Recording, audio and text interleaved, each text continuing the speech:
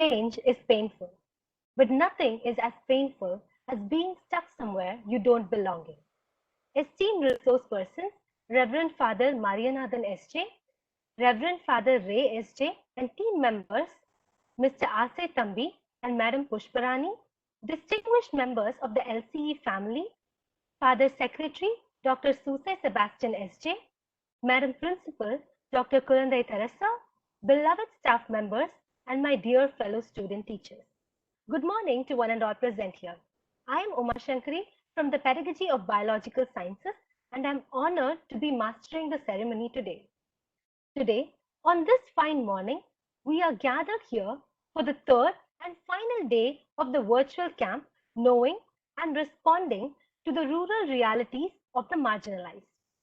This program has been organized for young student teachers to be able to understand the rural social system and community living in order to develop our social responsibility and integrate essential values in our lives. Let us begin this session by beckoning God with a prayer song. I now invite Ms. Joy Joanna from the Pedagogy of Computer Sciences to lead us with the same.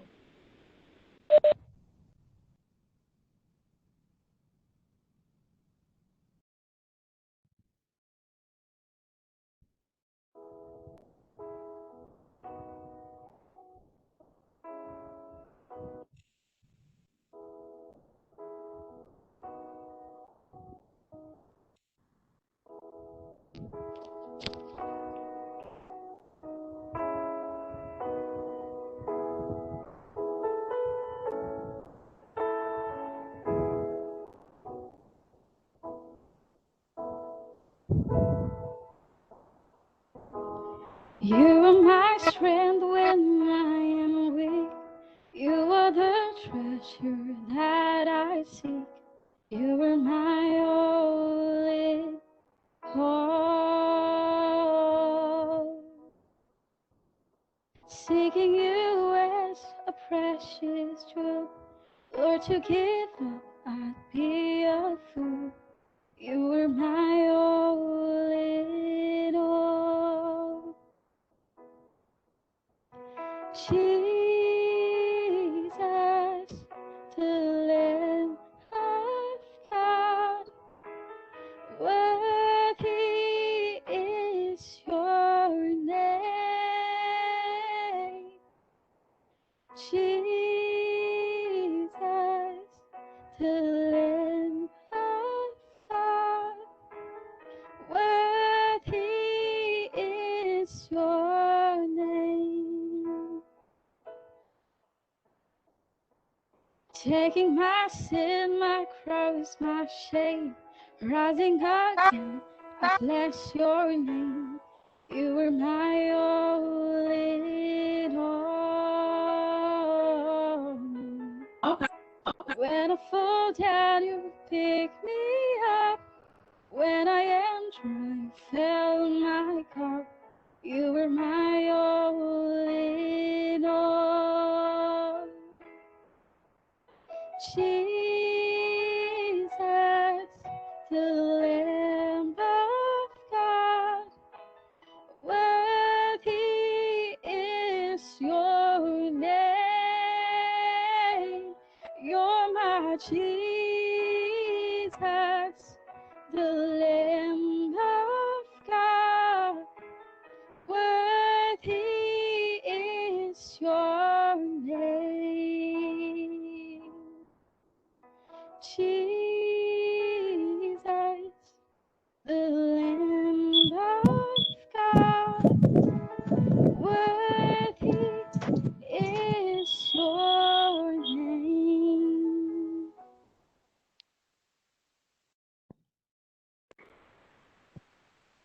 Thank you, Joy. Thank you, Joy. That was indeed very beautiful. With God in our minds and hearts, it is now time to pay our respects to our culture with a rendition of Tamil Taivarthu by Mrs. Ashwini from the Pedagogy of Biological Sciences.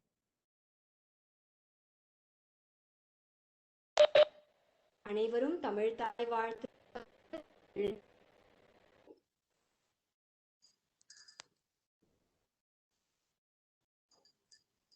நீராறும் கடலொடுத்த நிலமடந்த கிழிலொழுகும்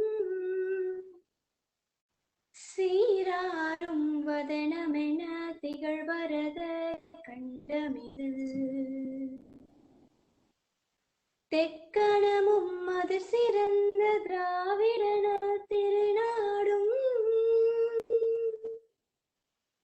தக்க சிறு பிறை நுதலும் தரிதனரும் திலகமுமே அத்திலக வாசனை போல் அனைத்துலகும் இன்பமுற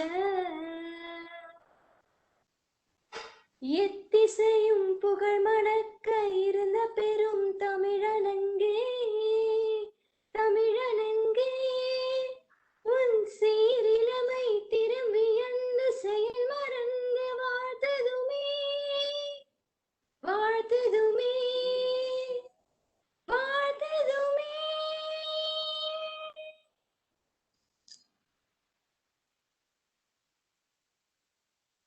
Thank you, Ashwini. Now, I would like to call upon Ms. Gayatri J. from the Pedagogy of Physical Sciences to deliver the welcome address.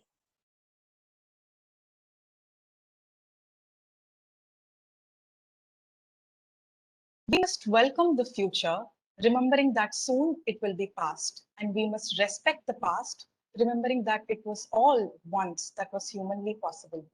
A very good morning to one and all present here.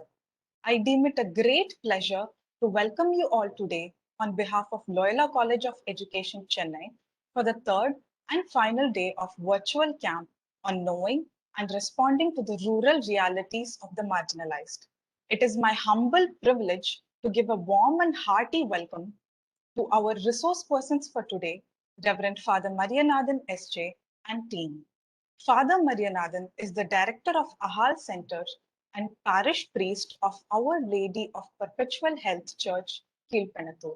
He is one of the consult members of Chennai province and also a team leader of Ahal Jesuit community. He has learnt law and done LLB. We are pleased to have you with us today, Father. I cordially welcome Reverend Father Ray S.J., who is the Program Director of Ahal Center and also the Treasurer and Minister of Ahal Jesuit Community. He has done MSW. We are glad to have you, Father. I extend my hearty welcome to Mr. Asai Thambi, the Viluppuram Coordinator, and Madam Pushparani, Community Leader and Animator. I take immense pleasure in welcoming our Father Secretary, Dr. Susai Sebastian, Madam Principal, Dr. Kulandai Teresal, beloved facilitators of education, our teaching staff, members of non-teaching staff, and my dear student teachers. I'm also very happy to welcome two of our seniors, Ms. Shruti NP and Ms. Linda Roy, who are here with us today to share their experiences from the rural immersion camps. I once again extend my hearty welcome to one and all present here. Thank you.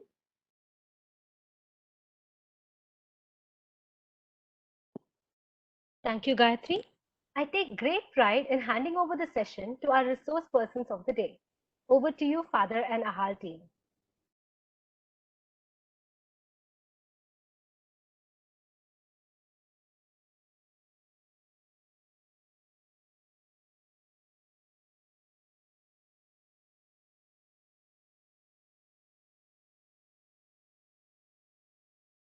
Father? Good morning, everyone. I am Father Marianathan. Hello, am I audible? Yes, Yes, Father. Yes, Father. proceed, Father. Yes, Father. Okay. May I have the PowerPoint? Right? Yes.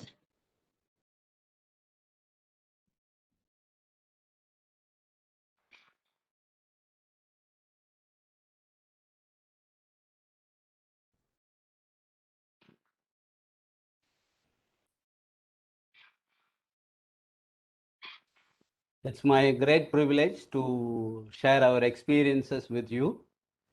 Ahal is a social action center of Chennai province.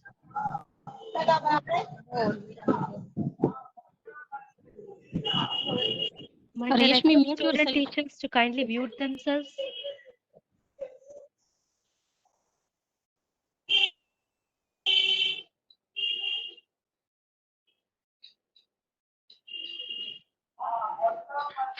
Amala ma'am நீங்க mute Reshmi, போடுங்க. mute yourself, ma.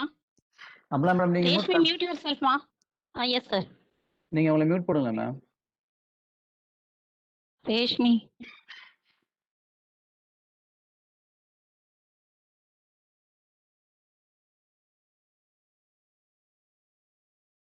Yes, father. Proceed, father. Yeah, I'm waiting for the PowerPoint Okay, so father. that Okay. it can be faster. Yeah, Okay, father. Mari already it is shared. yeah. Now I'm unable to see it. Oh my God. And just a minute. Anyhow, I'll just No, proceed. just a minute, just a minute. Okay. You able to see now? It too. Already I have shared. Ma'am, are you able to see the PPT? Yes, father. Yes. Yeah, Mari, are you able to see? Anyhow, yeah, now I am. Yeah, okay. Then. Signal Yes. problem, father. Okay. No problem. Okay, okay. Okay. So, AHAL, Action for Human Rights and Liberation, is the acronym that we have. Next slide. See, these three Jesuits, at present we are working here with the Jesuits belong to Chennai province or missioned in central part of the province geographically, opting to work among the most neglected Arundhadiyas. I think we should know who are Arundhadiyas. I may tell you later. Our center is located in Kirpanathur in Tirunelveli district, working in 60 villages of two civil districts, Viluppuram and Tirunelveli, and making periodical interventions in other districts too, as and when request comes. Next. The goal of the center is to ensure Arundhadaya people a dignified, decent life and equal rights, and to make them assertive and self-reliant. It's our goal with which we are working. Next.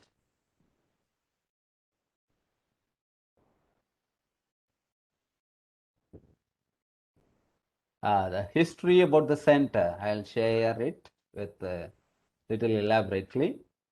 See, the Tamil Nadu, northern part of Tamil Nadu, generally it is seen as backward and Dalit districts.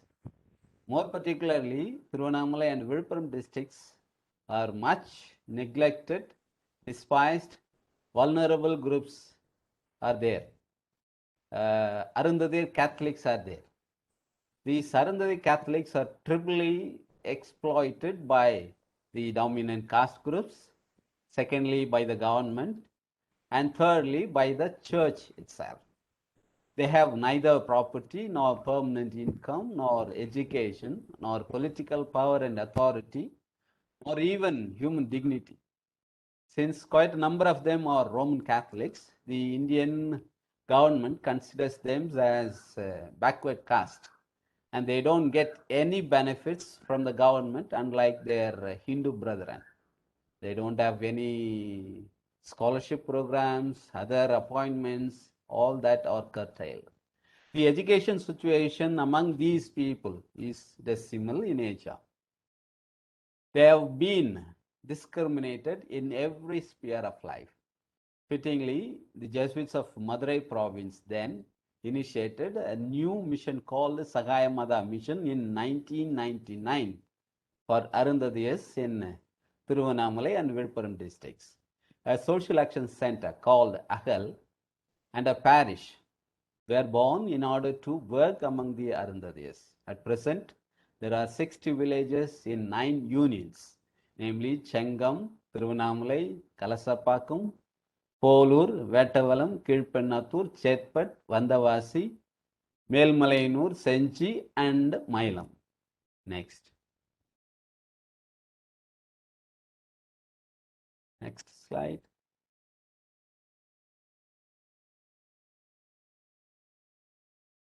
Okay, next slide. Target group. See, as I said, we are working among Arundhatis. See, I don't know whether any of you know, SC, under SC, there are 78 castes. Pallar, Parayar, Arundhadiyar, Kudiraivannar, and goes list. We are serving only to the third group called Arundhadiyas. They are known as Dalit among Dalits because they are servant groups to other Dalit groups. They always involve themselves traditionally with leather works and removing dead animal, cleaning the gutters, and menial jobs like that, cleaning septic tanks and other menial jobs. And wherever there is a big temple, you will find Arundhadiyas in big number because to clean the temple and the streets of the temple, they are employed. You can see in all the places, wherever there is a very big temple like Thiruvannamalai, Melmalayanur, Chidambaram, Tiruchi, and places like that. So these people actually also called Sakliyar, Madari, Madiga, Pagadai, Toti. See, there were 7 groups are there in one cluster. They make about 3% of population of Dalits, SCs.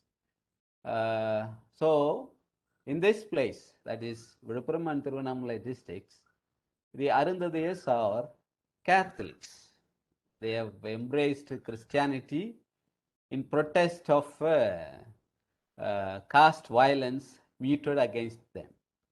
So we have chosen Arundhadiyas as our main target group. And of course, we also extend our service to other groups like Kudiraivannar. They are washer community to Dalits. They are also called as Serivanars. And other gypsies, Tombas, Irula, that is ST tribe, and other marginalized communities in our vicinity. And all our ventures, women, youth, children are the focal point. Next. The strategies that we use or the objective first. Okay. To promote corporate community leadership. You know, the people are really dissipated and spread in many villages, and they are mainly less in number, and thus they are unable to really know the strength of their community. So our objective is to promote corporate community leadership, to empower women with gender justice, to build a people's movement to fight for their cause, to assist the children to obtain quality education, to facilitate the people to access their basic livelihood rights and needs, to intervene in the issues of caste discrimination and violence against Arundhadis through our legal aid programs, to create employable opportunity to youth and women. The strategies that we use: creating awareness through cultural troops and capacitating our target group with the training programs, providing formal and non-formal educations. You will see more in our later sharings.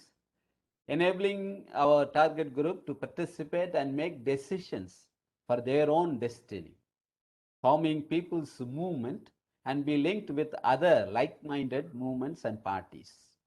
Advocacy and lobbying is also a strategy. Developing knowledge, skill, and perspectives to community leaders through our capacitation programs. Next. The impact AHAL has been serving the community for the past 22 years. There is a strong social and political awareness created among the youth, women, children. Educating the children has become the prime concern and prime priority among the people. People's readiness to collaborate with other like-minded groups and political parties on various issues related to their welfare has increased. Our commitment in building houses for these people has really given them self-dignity. We have built about 103 houses. Our presence and accompaniment help them move slowly but steadily towards self-reliance, self-governance, and self-respect. Next. Our future plans. Next. Ray? Yeah. As of now, what we have as our future plans, identifying potential leaders and cadres among men and women so that we promote corporate community leadership. Secondly, creating corpus fund which would support education, women empowerment programs, training on human rights and legal issues. Thirdly, ensuring employability to all the unemployed youth and women, which would be facilitating their livelihood needs. Fourthly, strengthening the unorganized people through networking and trade unions. Our movements and trade unions have just started functioning. Finally, combating caste and gender issues at various levels through our accompaniment and help, handholding support. Thank you. Ray will continue.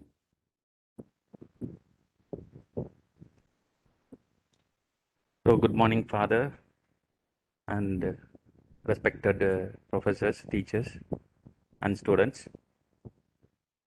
As Father was sharing with you, I'm going to share with you the other units that we have in Nagal Center.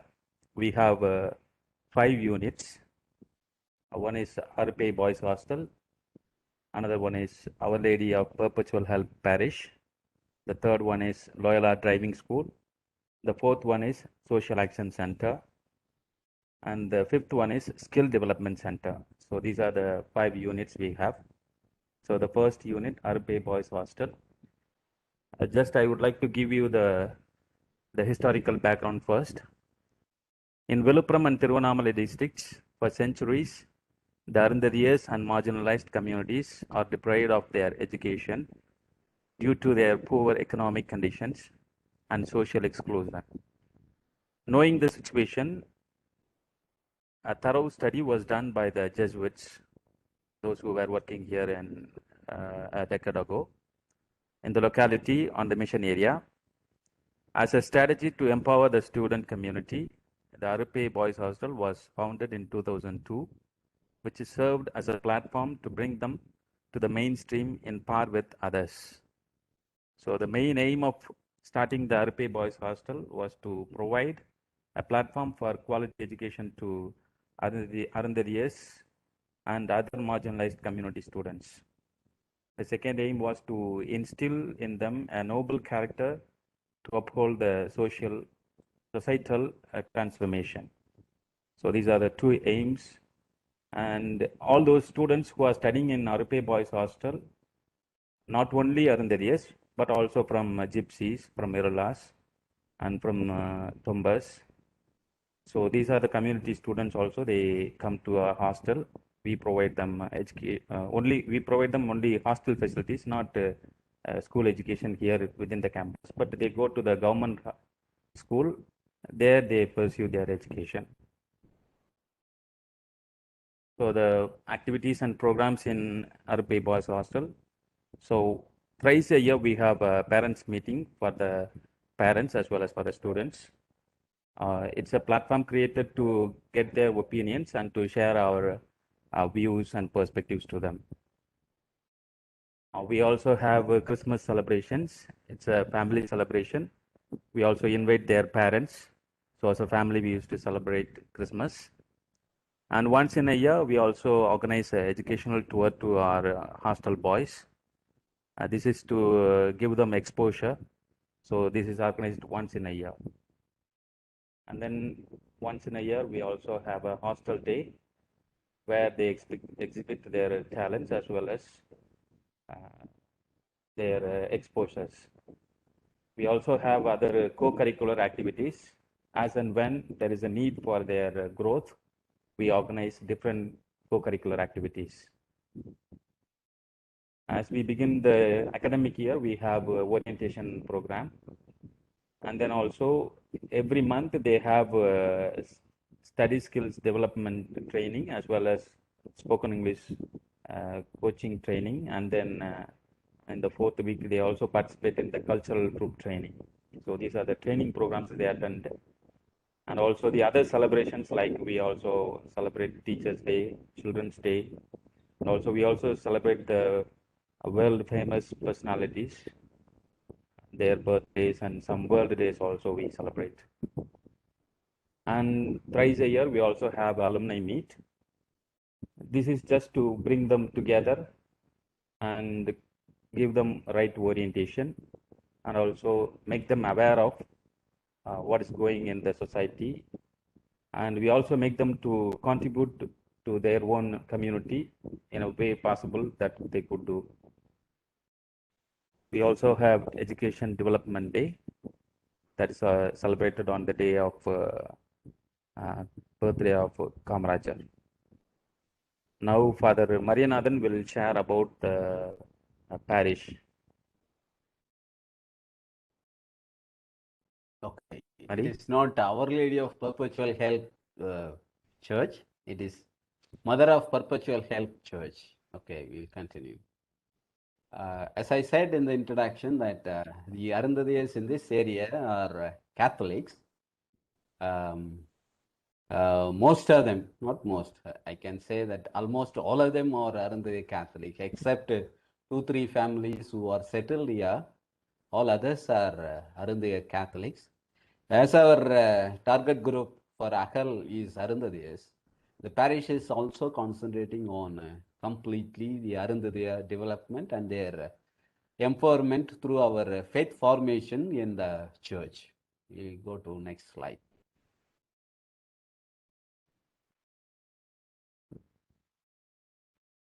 The vision that we have for this parish is to give a socio-pastoral based overall faith formation to Catholic Arundadiyas. The mission that we have on us is to help the faithful to experience God more clearly, to love God more dearly, and to follow God more nearly.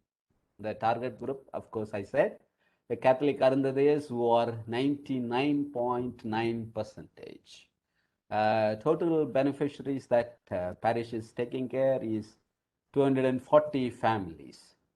What you see in the screen is the church.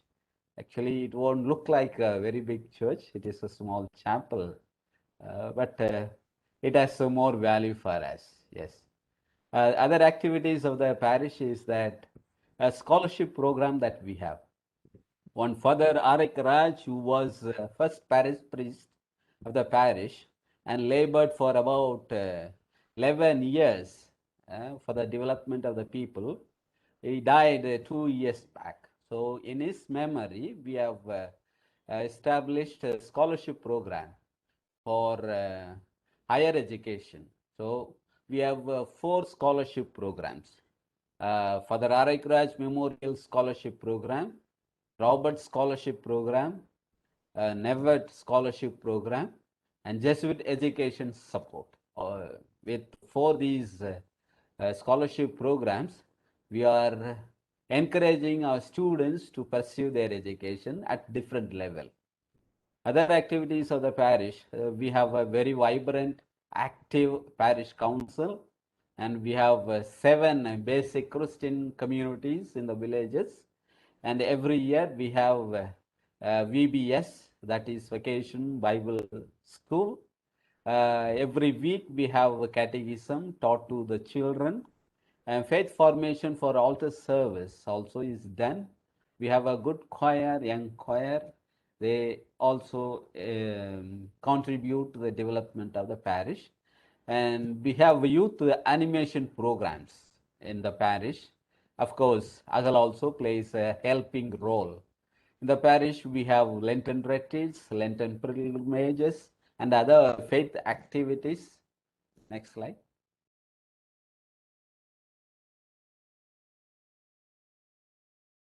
We have carols during Christmas season, celebrations of feast at the parish and other substations. We have 4 substations. So we have feast and festivals to encourage the faithful to deepen their faith. We have 4 sangams in the parish, 2 for youth, 1 for entire parishioners, another for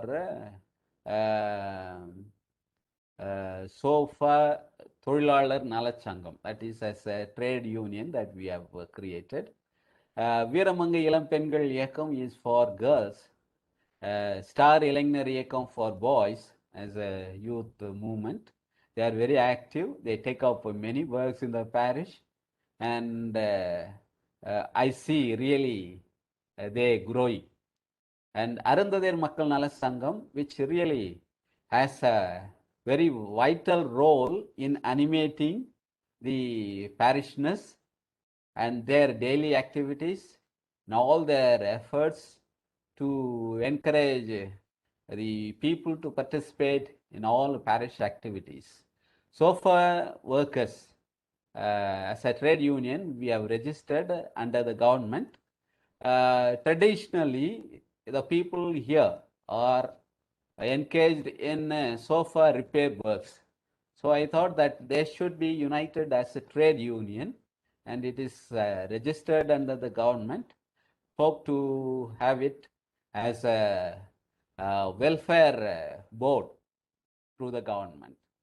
Next slide. We have a housing Father, project. kindly switch on your video, Father. Sorry for the interruption. Okay. We have a housing project.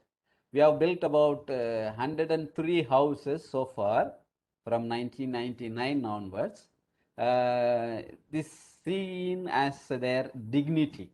House is seen as their dignity because they were in the huts. They were bending their structure to enter the house. Now they can with dignity enter the house. They always feel proud that they have a house. We have other projects also. You are most welcome to see the parish. Over to Father Ray.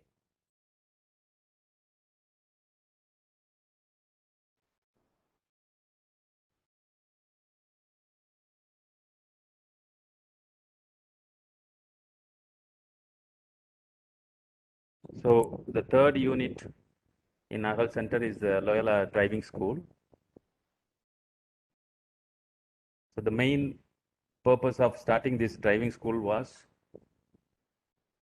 among the Arundharias, there were many dropout Arundhariya youth from Thiruvannamalai and Villupuram districts whose future was bleak and not knowing what to do for their livelihood. So knowing and their problem, we have identified their livelihood needs, and then the Agal team started Loyola Driving School in 2005. It was primarily to capacitate the youth with driving skills so that they can be employed and they can improve their economic status, and secondarily to curtail them from antisocial involvement. So these were the two purposes. The main aim of starting a driving school to make target youth, especially the Arundhariya youth. It is also open to other groups also. So it is to make them a skilled force and to create livelihood and employment opportunities. The third aim was to improve economic and their social status of target youth, because when they acquire driving skills, automatically it helps them to improve their economic and social status. So these are the services that we provide to the under their youth as well as to other groups, especially those who wish to obtain two-wheeler license, four-wheeler license, and to few of them also apply for conductor license. So we not only provide only skills, but also we provide them the technical education. So the fourth unit is Social Action Center. It's a major unit that is working on the empowerment of foreign areas. So first I would like to give you the historical background. So as I told you in the beginning itself, so our Jesuits used to come to these backward districts of Tiruvannamalai and Villupuram for their formation experience. So when they came, they have personally witnessed the discrimination done to Arundarias by the dominant caste groups. And also they were able to witness the deprivation of education and political ostracization and social exclusion. So seeing all these discriminations, they felt that it was the opportune time for the Jesuits to mission themselves for the cause of the Arundarias in a tangible way by founding a social action center in Kilpanathur, where the target people are thickly populated. We are working in 65 villages. Our Social Action Center was started in 1999, which was spearheaded by Father Joseph Michael, Father Eugene Muthu, and Father Arakraj Raphael, who was working here for 11 years. The main thrust of starting a social action center was to empower Arundhatiya women, youth, and children. The aims to start Social Action Center was to empower the target group through our accompaniment and empowerment programs and trainings. So this is what we are our first aim. The second aim is to fight for their own socio-economic and political rights and needs. And the third aim is to foster first layer and second layer community leadership through active people's movement. So very often we fail to create a second leadership. That's why second layer leadership is an important one. That's why we have given in the aim itself.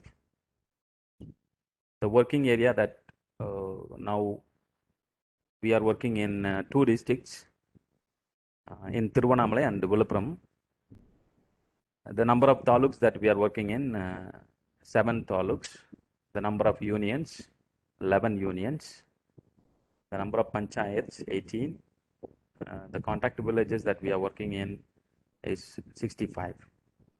So around 12,000 households are the beneficiaries now. The major area of intervention is, as you have seen, that we have a hostel, that's educational empowerment. We also have a scholarship. So that's the first intervention. And the second intervention is for their economic development. So we have started this skill development center, which helps them for their to improve their economic status. And also the third area of intervention is for the social enhancement. So as they are educated, as their economic status is improved, so their social upward mobility also increases. And also we also give a political advocacy and lobbying. We take up issues. We also make them to participate in the local body elections. And we also make them to fight for their own rights and needs. So in the Social Action Center, there are other subsectors are there. So we have one is a Social Education Center. The another one is Arundhatiyar Makkal Nala Sangam. Training programs, special programs, camps, meetings, legal assistance, and welfare programs like scholarship, relief work, and then publications. So first subsector is the Social Education Center. As we know that it's a evening study center we have changed the name into social education centers. Now we have 40 social education centers. We provide them non-formal education. So we have given them a format. They are supposed to follow the format. So in that we give them general knowledge, daily news, and then 2 words of 2 words per day. Like this, we have given a format. They follow that, and also we emphasize them to celebrate a social education day. We also have eco clubs. So the students are encouraged to plant trees and keep the village clean. And we also have children parliament. This is a new initiative that we have started. And there are 1 or 2 villages, they have children parliament. They practice their own departments. And then we also have monthly competitions on uh, poem writing, drawing competitions, quiz. So like this, we have monthly competitions. And then we also organize a educational tour for their exposure visit. And the second subsector is the Arundhatiar Makkal Nala Sangam. As father was explaining to you when he was explaining to you about the parish, we also have 25 sangams in 2 districts. It was established in 2019. So every sangam is supposed to have bi-monthly meetings. So these sangams mainly work for the economic empowerment through their microcredit savings like SHGs, and also their social empowerment through legal intervention. So there are so many issues are there in the villages, like cremation ground or cemetery. All these are all occupied by dominant caste groups. So we help them through our legal intervention. We help them to uh, bring their social empowerment. And also we have political involvement. So recently, one of our student who studied in the hostel has become the panchayat president. So we have helped him to involve in uh, political involvement. And then the issue-based and right-based interventions also. Whenever there is a need, we based on that we make the Arundhatiar Makkal Nala Sangam to participate in that. As we have said, we have welfare programs. So in the parish, they have 4 scholarships, but for the social education center, we have only 3 scholarships: Robert Scholarship, Never Scholarship, and Jesuit Education Support. So per year, around 60, 70 students, they are able to benefit out of this scholarship. And in the time of COVID, we also did relief work. Almost 4 lakhs something we have spent. So we provided them ration kit and medical kit. It was really right time for them to support. They were all able to get the minimum support from us. And then we have monthly trainings. So animators training. So it is organized for the social education center animators. It is held in the first week of every month. And then we also organize training of trainers. So this is for both for the AHAL staff as well as for the animators. Also we have staff capacitation. And the fourth also the cyber, soft, and the entrepreneurial skills training. So this is according to their need we organize. So for women, we have organized entrepreneurial skills training like jewels making, jam making, like that we have organized. And the 4th week of every month, we have a whole cultural troop training where students are taught all classical dances, Tamil folk dances. And then once in 3 months, we also have budding writers training. This is to encourage them to improve their writing skills. And also we also have a exposure program for the staff, where the staff are taken to different NGOs and they are given different perspectives from different NGOs. And we also have camps, a residential camp for 10th and 12th standard students. This is mainly organized for those students who are studying 10th and 12th standard in the time of during the time of general exam. So that they can come to AHAL and make use of the facilities here and do their exams well. So that is why we organize a residential camp during the general exam. And then we also have monthly study skills development camp. This is organized for the 10th to 12th standard students, where we give them the skills on improving their memory skills, concentration skills. So these are the skills are improved during this camp. And then spoken English coaching camp is also organized the third week of every month, as well as in the end of academic year also. This is to help them to at least to know the basics in English. And also we have a summer camp. To make use of the summer vacation, we organize this summer camp. So from 6th to 10th standard students, they participate for 15 days. And also we also had a Dalit leadership camp. This is the Jesuits who come for their experience. We send them to the villages for their exposure visit, and we make them to organize the people and they start sangams. We also have a rural exposure camp. As you know, that the BA student used to come here for their your exposure camp, but this year due to Corona, last year also, this year also, you are unable to come. So this once in a year, the BA students, the other college students also come here. We also have other celebrations like the Pongal Cultural Day. This is once in a year is celebrated, and the Women's Day is celebrated. And also occasionally, once in 2 years or once in 3 years, we have Arandariya convention. And then we also have a sports day.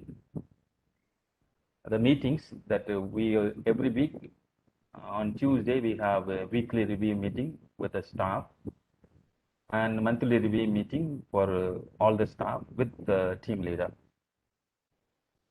And we have two publications. One is monthly publication and the other one is yearly publication.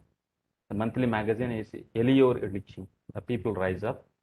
So this magazine is to bring out the success stories, whatever the interventions that we have made. So all those interventions, the process, and how people are involved in the process of fighting for their rights and needs. Yearly magazine, this is the Sparkles. So this is a AHAL annual report. This is also brought as a yearly magazine. The fourth is the Skill Development Center.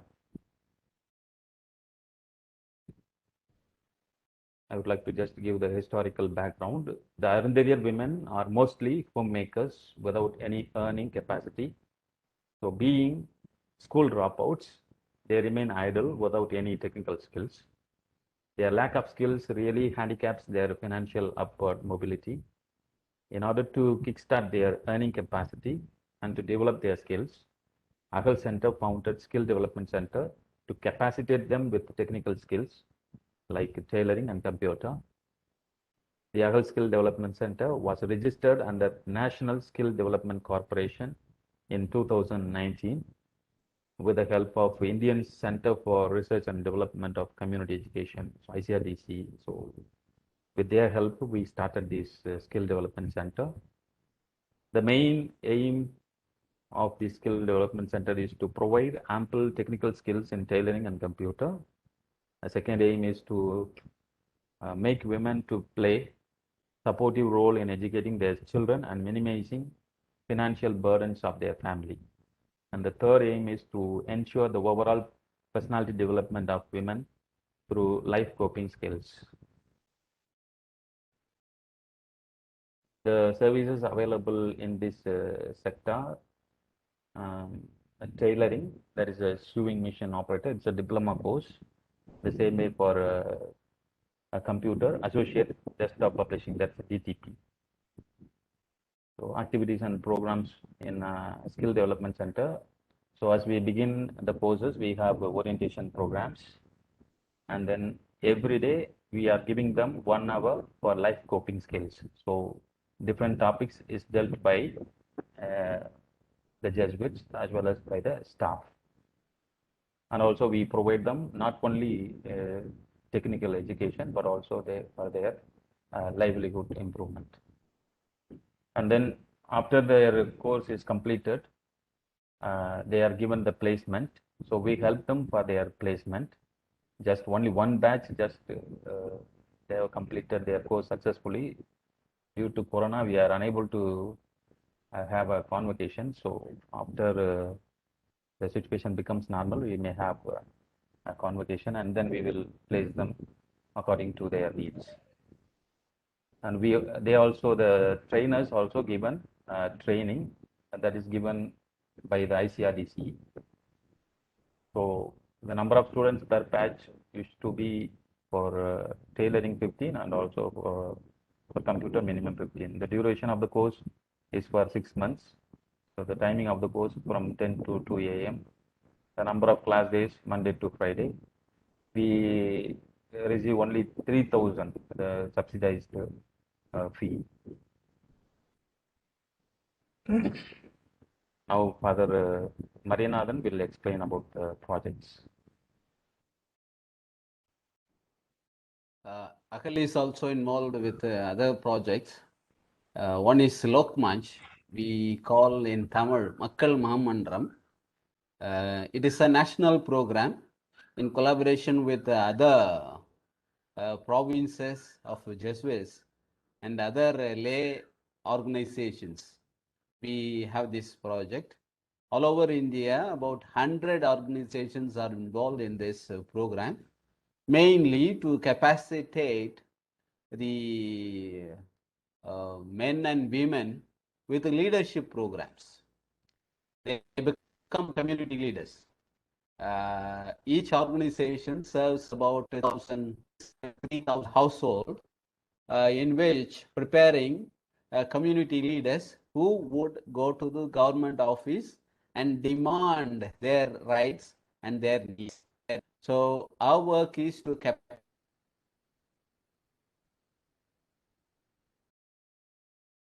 community leaders as if need be support by the community. We have very many success stories. This program. I am also surprised to see other community leaders belonging to other marginalized communities like Irulas, Urali, Arandhadeyas. They really come out with their demands clearly and go and ask for it, get it done. So this is success story that we have. This project is for about, this is the 6th year that we are doing. In Tamil Nadu, that is Chennai province area, 8 organizations are involved. 4 under Tindivanam unit, another 4 under Erode Satyamangalam unit. We have very good success stories of people getting their entitlements from the government, their land patas, their housing facilities, their other government services.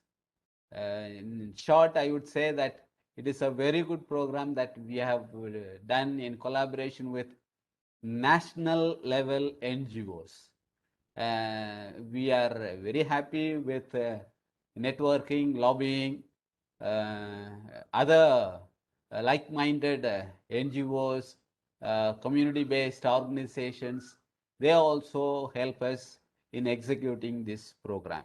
I'd say that it's a good initiative by the Jesuits in collaboration with other marginalized communities from Hindu background, Christian background, Muslim background, and other secular forums. I am really happy that Ahal is part of it and doing it well. Second project, we'll go, second project. Cadre formation. Next.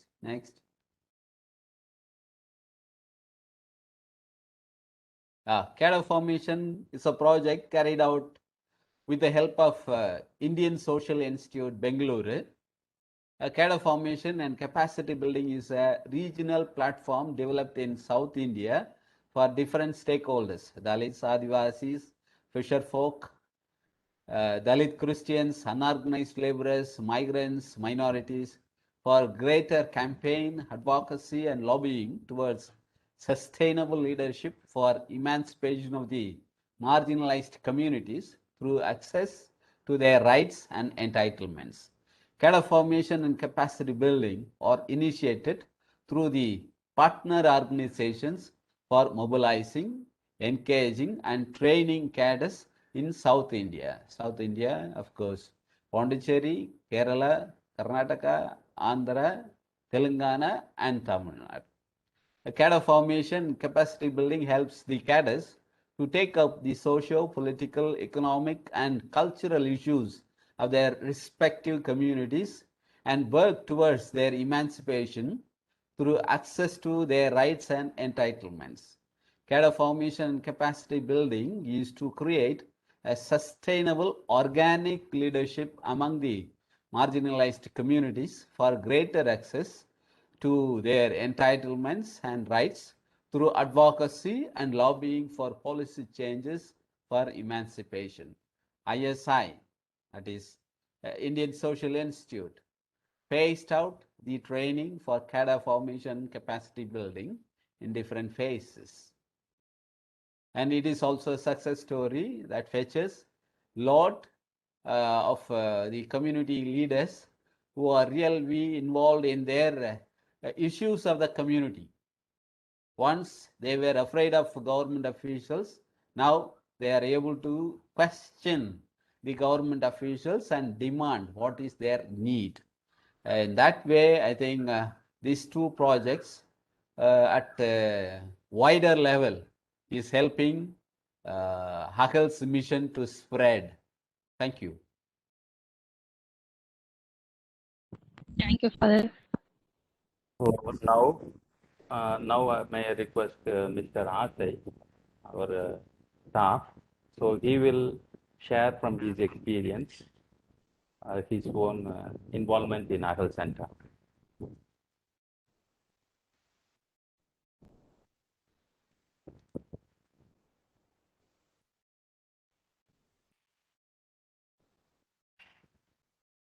அனைவருக்கும் வணக்கம்.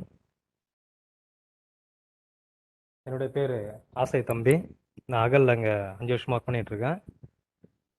முதல்ல நான் அகலுக்கு வர்றதுக்கு முன்னாடி பார்த்தீங்கன்னா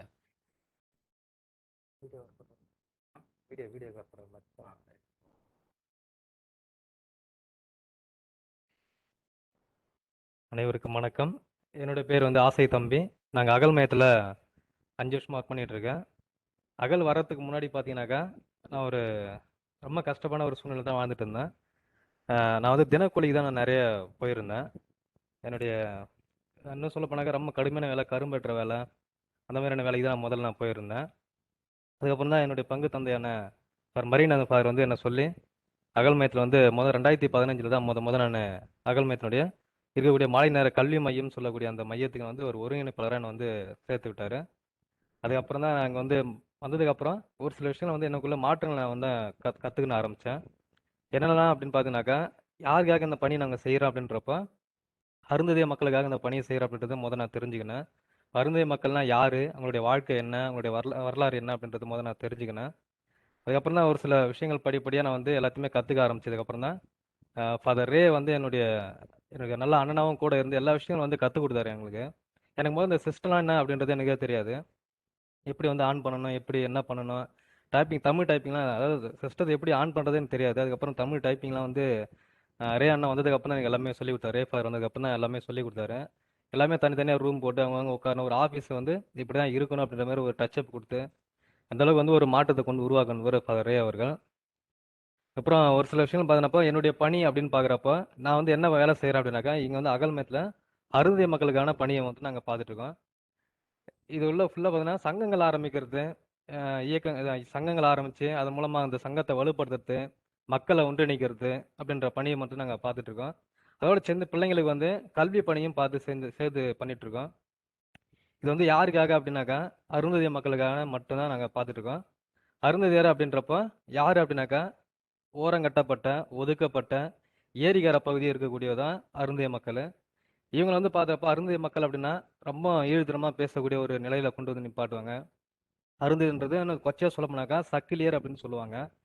என்னுடைய குலத்தொழில் பார்த்தீங்கன்னாக்கா, பழைய காலத்துல இருந்து பார்த்தீங்கன்னாக்கா அவங்க வந்து கிணறு வெட்டுறது, அந்த கிணறு தண்ணி வரக்கூடிய கேணிலேருந்து தண்ணி வரக்கூடிய ஒரு பை மாதிரி இருக்கும், அதை தைப்பாங்க. அதுதான் அவங்களுடைய குலத்தொழிலாக இருந்தது.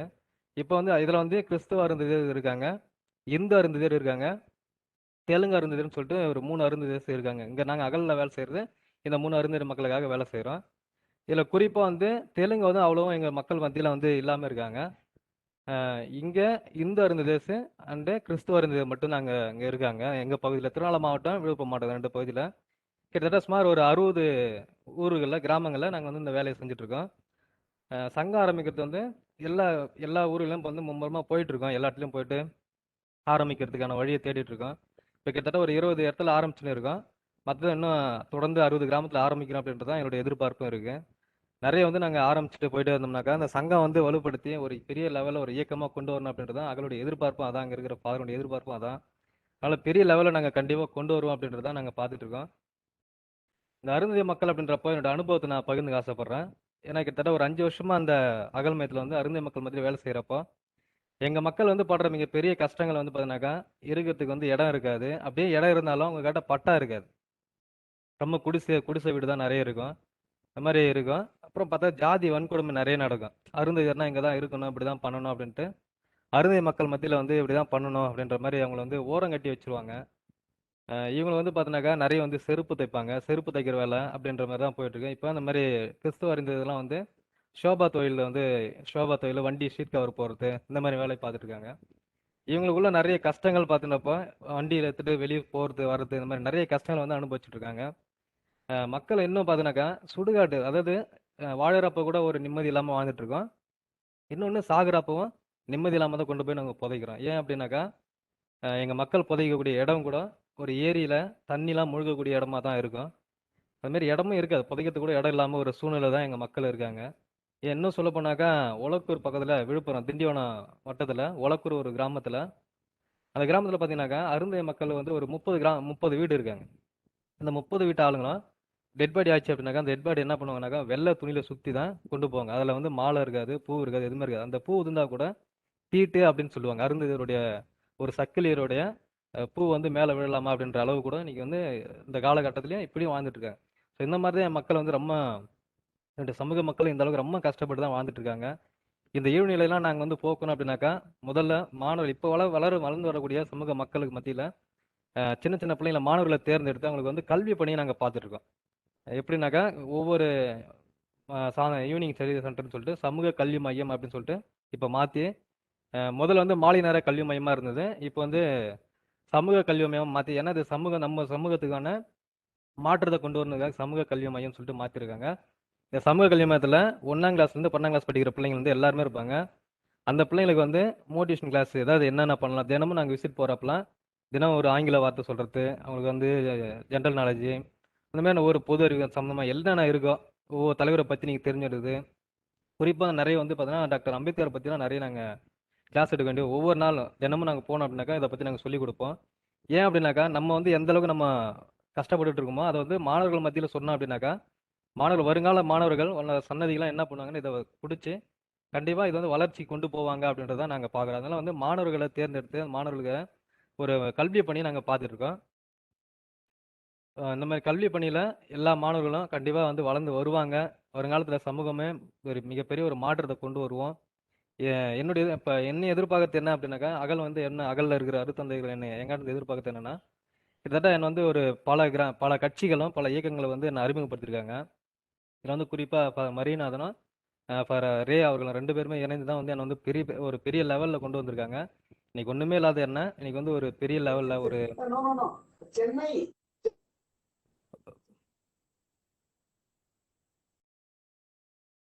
எல்லார் மத்தியில் வந்து என்ன பிரபலம் பண்ணியிருக்காங்க.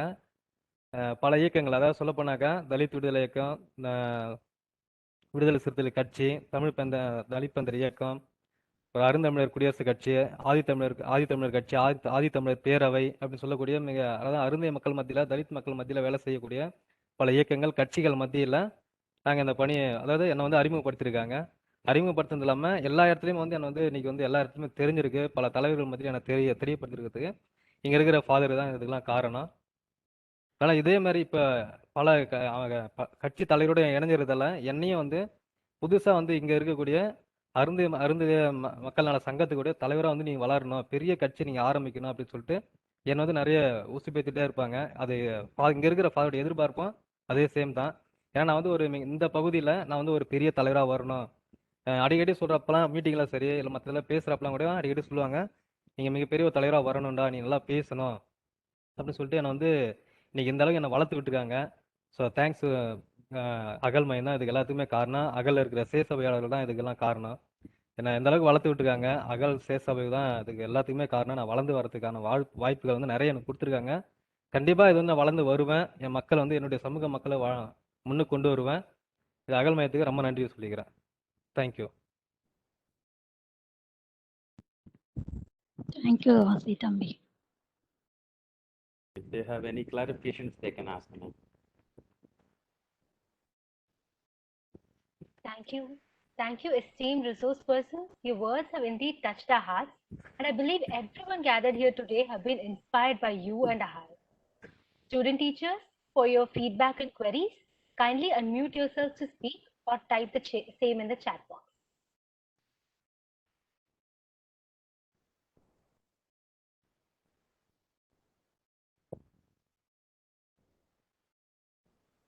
You can unmute yourselves and speak, student teachers.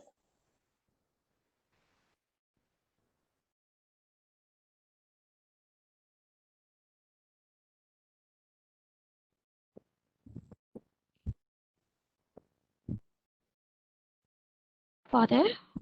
Hey, Father? Yes, ma'am. Yes, ma'am. Yes. Switch on your video, Father. Yeah.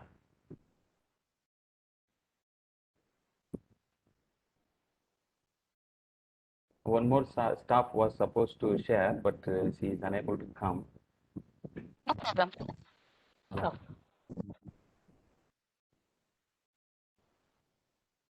Any questions or clarifications?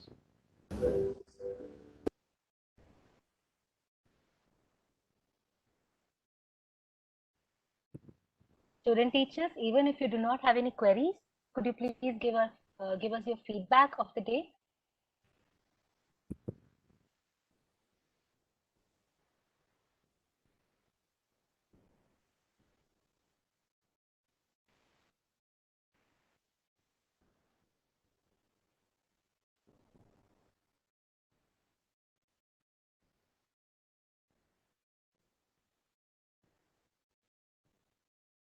I hope they have no questions, no queries, I think so. Yes. Yeah. Over to ma'am Amala. Uma, you continue. Uma Mageshwari, you continue. Actually, there is a question in the chat box for you, Father. Just opposite. Yes, ma'am. Amalraj wants to know, how do they respond to the technology? Do they hesitate to take up with the new technologies, or are they more forthcoming about technology when you introduce it to them? Oh, I don't know what kind of technology they are talking about.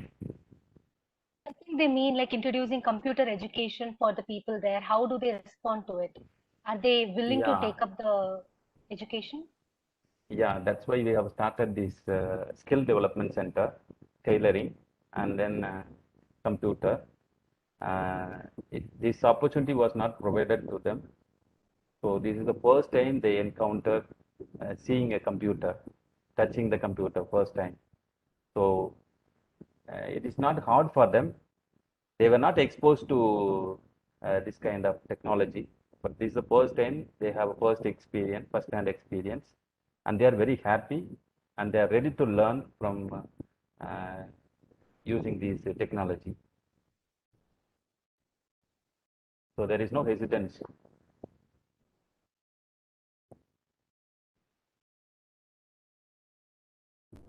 Okay, Father.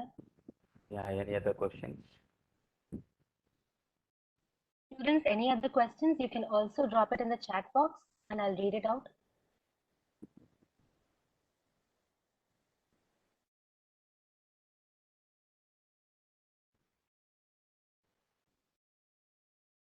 Good afternoon, Father. This is not a question, Yeah, but good it is afternoon. just my feedback about the AHAL contributions. There are a lot of people who require our support and help to get their basic rights. And I'm very inspired by your session today, by your presentation, that you do a lot of service to them. Thank you a lot, Father, for sharing that with us. I'm sure if we get the opportunity, a lot of us student teachers will be very willing to help you in any way possible. Thank you, Father. Thank you. Thank you. Father, there is another question in the chat box. I will read it out. Yeah. So they want to know how about government schools there? Do they have government schools in their region? Is there any government school in their region that caters to them? And the condition of Yeah. such schools also. Yeah. All our students, they go to the government school only. Nearby 2 kilometers, there is a high school as well as a high secondary school. So from 6th to 10th standard students, they go to the high school, and then 11th and 12th students, they go to the high secondary school, that is in Kirupanattu. And you know the condition of government schools, but at least I hope only they have increased the infrastructure facilities, but I don't think so they have given quality educations to our children, because when the students come to our hostel, when we ask them to read in Tamil or in English, they are unable to utter a word because they have not taught well till 5th standard. So when they come to our hostel, so we teach them the basics first in the hostel itself when they come from school.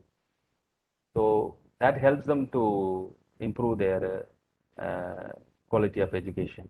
Otherwise, I think in the schools they don't provide that much quality education, because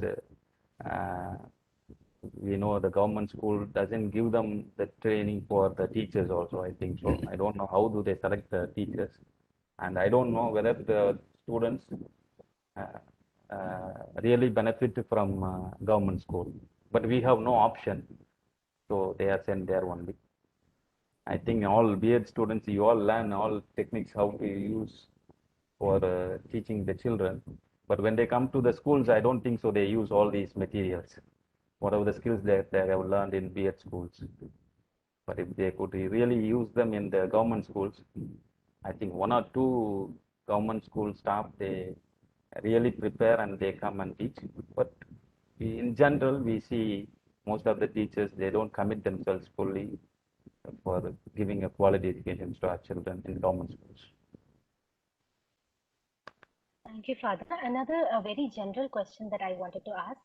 The students Yes. who get educated by the community, by AHAL Center, do they go on to like leave the community and look for works in the city, or do they continue to stay in the community and serve their own community, Father? Maybe since I am going on answering the questions, maybe I can pose the question. You can pose the question to Father Marianathan, because he is here for more than 7 years. Okay. Okay, Father.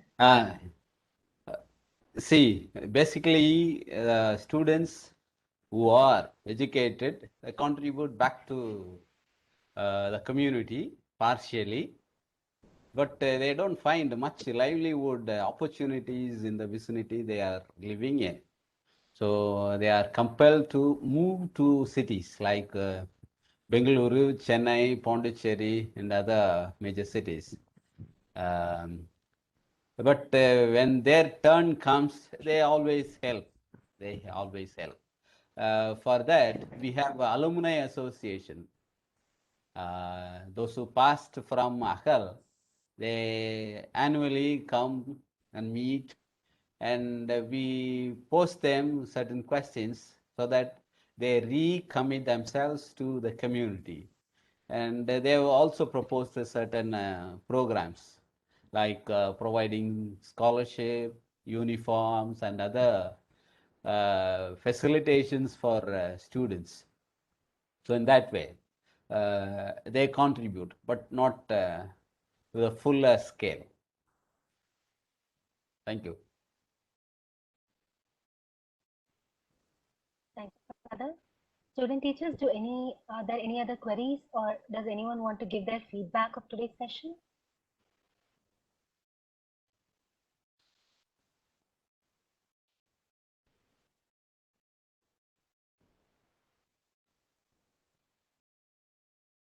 Thank you, Father and team, for so patiently responding to the questions of our student teachers and helping us understand more about the AHAL Center. Now I call upon Ms. Sadhana V. from the Pedagogy of English to propose the vote of thanks.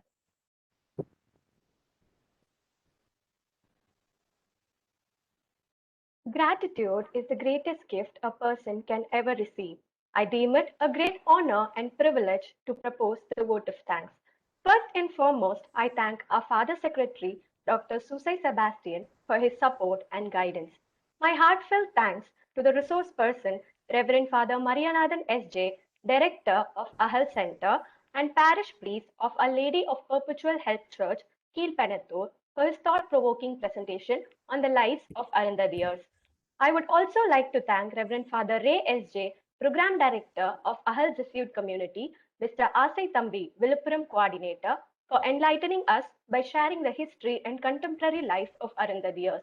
I express my sincere gratitude to our beloved principal, Dr. L. Kulandai Teresal, for extending her support. I owe special gratitude to the members of the organizing committee.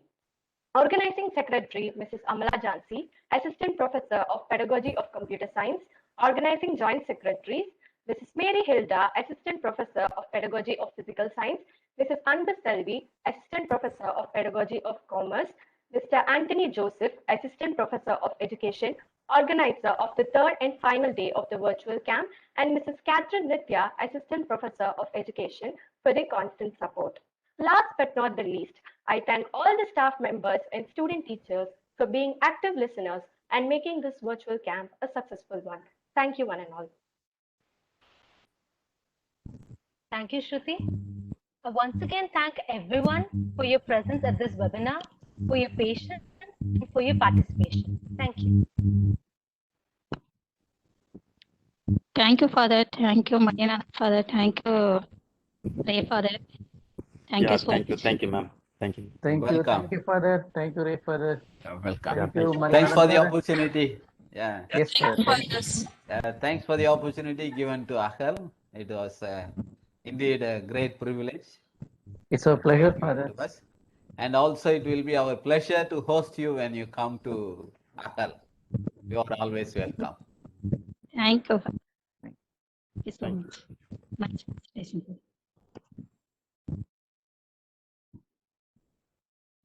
Father Ray and Father Marianathan, Yes, ma'am. thank you so much for your presence as well as your presentation today. It was really very much informative for our students.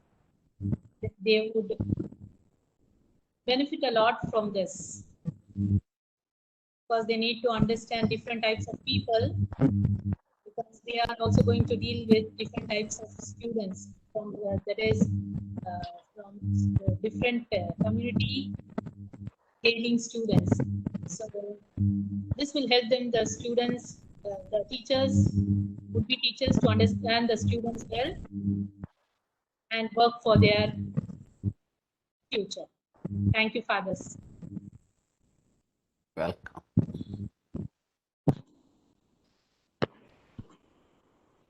Thank you, Father. Bye. Thank Bye, you, Father. fathers. Thank you, ma'am. Thank you. Thank you.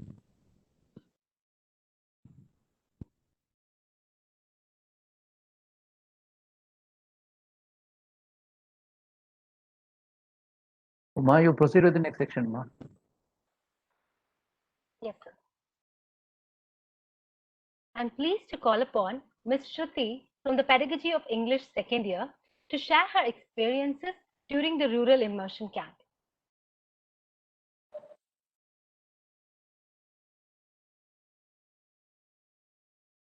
Good afternoon, everyone.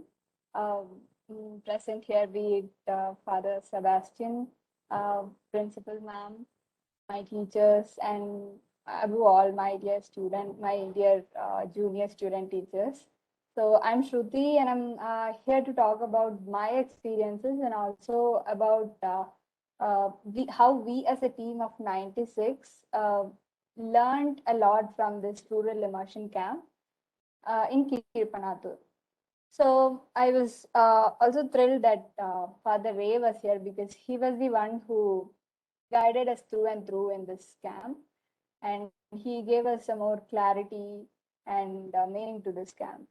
So getting back to the camp, it was a 6-day camp from 23rd of September till 28th of September back in 2019. So already 2 years have passed, but when I look back, everything feels so real and it's still living in my head. Okay.